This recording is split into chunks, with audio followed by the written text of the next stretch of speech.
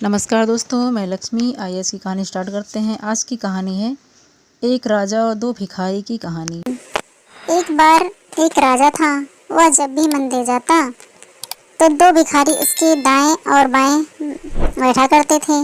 दाईं तरफ वाला कहता, हे ईश्वर, तूने राजा को बहुत कुछ दिया है, मुझे भी कुछ दे दे।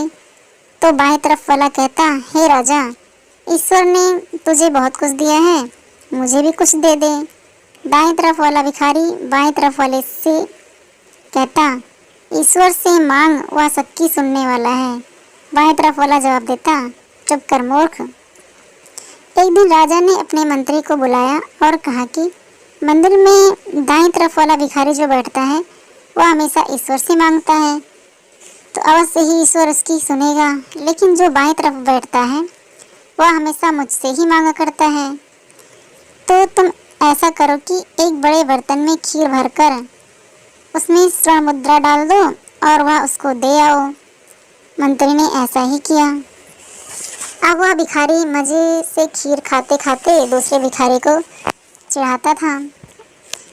बोला, बड़ाया ईश्वर देगा, या देख राजा से मांगा, मिल गया ना।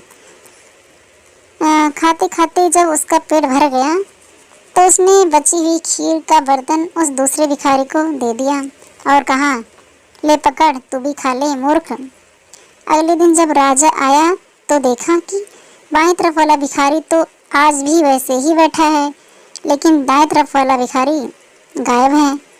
राजा ने चौंक कर उससे पूछा, क्या तुझे खीर से भरा बर्तन नहीं मिला? भिखारी बोला, जी मिला था जी।